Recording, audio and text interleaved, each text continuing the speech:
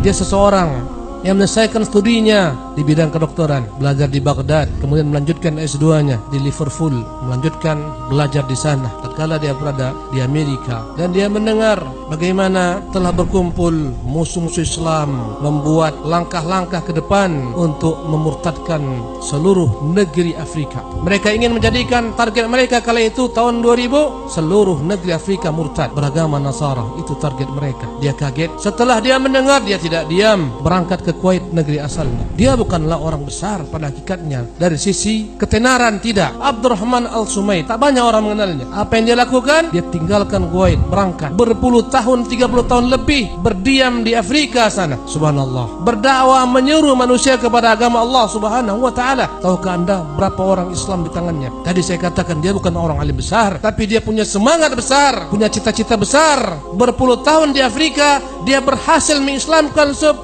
juta manusia. Allahu Akbar. Dia berhasil mendirikan 5.000 masjid di seluruh negeri-negeri Afrika. Subhanallah. Di sebanyak 34 negeri-negeri Afrika, dia berhasil mendirikan 5.000 masjid. Berapa yang kita dirikan dari masjid? Berapa orang masuk Islam di tangan kita? Tanyakan diri kita masing-masing. Berapa banyak proyek-proyek besar yang dia bangun sendiri? Subhanallah. 7.000 sumber-sumber air berhasil dia buat. Sumur-sumur bor yang begitu dahsyat di negeri Afrika yang terkenal dengan kekeringan, sampai 1.500 meter ke bawah dia berhasil menguatkan air-air menjadi sumber kehidupan bagi masyarakat Afrika. Dia melihat betapa kemiskinan melanda negeri Afrika. Sementara kebanyakan penguasa-penguasanya adalah kaum Nasara. Dengan program-program dikirim, diutus anak-anak mereka berangkat ke negeri-negeri Eropa sana, pulang membawa gelar doktor, profesor. Mereka yang menjabat sebagai menteri, mereka menjabat sebagai kepala negara, mereka menjadi orang-orang penting di negeri-negeri sana. Allahu Akbar. Kaum muslimin masakin, fuqara, apa yang dilakukan jemaah sekalian? Dia buat universitas besar di 2 negara. Satu di Mali, satu lagi dia buat di Zanzibar, Tanzania. Universitas besar menyekolahkan anak-anak kaum muslimin. Kemudian untuk lanjutan S3-nya dia kirim anak-anak kaum muslimin, subhanallah, ke negara-negara maju mempelajari ilmu-ilmu yang mereka butuhkan. Dan tahukah Anda berapa banyak dia tanggung anak-anak yatim piatu?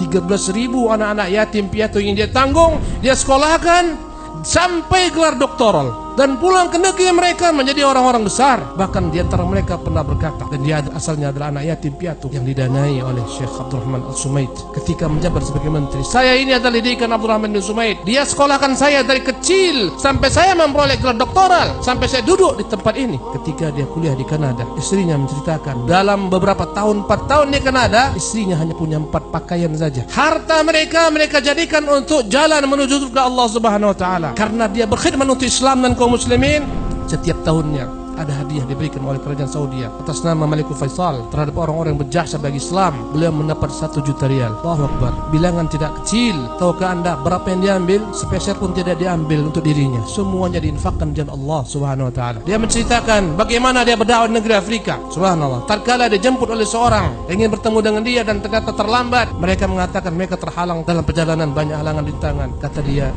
perjalanan kalian menuju saya ini adalah perjalanan penuh dengan nikmat. Kalian dengan mobil yang penuh dengan AC-nya. Saya pernah berdakwah di Afrika, saya pindah satu tempat ke tempat lainnya dalam kontainer-kontainer. Subhanallah, dalam mobil-mobil kontainer sampai belasan jam, sampai 18 jam.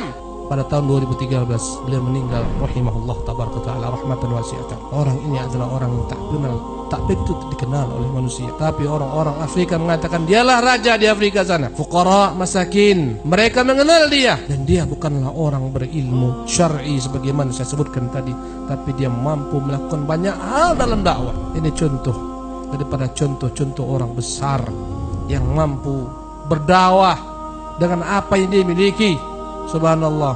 Maka Anda wahai kaum muslimin yang dimuliakan Allah Subhanahu wa taala, tanyakan kepada diri Anda, apa kontribusi Anda telah berikan kepada Islam dan kaum muslimin? Berapa masjid yang Anda bangun? Berapa orang yang Anda Islamkan? Berapa orang yang Anda giring mendapat petunjuk Allah Subhanahu wa taala? Tanyakan kepada diri masing-masing. Orang besar adalah orang senantiasa bercita-cita besar. Orang besar adalah orang yang terlahir bukan untuk dirinya semata, tapi dia terlahir untuk orang banyak. Itu ciri-ciri orang besar. Nabi kita yang mulia SAW mengatakan khairan nas anfa'uhum linnas. Orang yang terbaik adalah orang paling banyak manfaatnya untuk manusia. Tahukah Anda apa perkataan Syekh Abdul Rahman Al-Subaid? Anak saya ada berapa orang? Yang paling bakhil di antara anak saya, yang paling kikir di antara anak saya, kami menganggapnya kikir, adalah yang berkorban dengan setengah hartanya. Yang paling kikir menurut hitungan mereka di antara anak-anaknya adalah berinfak dengan setengah hartanya. Jemaah yang dimuliakan oleh Allah Subhanahu wa taala, apa yang telah Anda buat untuk Islam? Apa yang telah Anda persembahkan untuk kaum muslimin, untuk anak-anak kaum muslimin? Mari bersama-sama kita pikirkan. Hendaklah kita sejak saat ini berpikir selalu, sebelum aku meninggal, apa yang ku buat untuk Islam?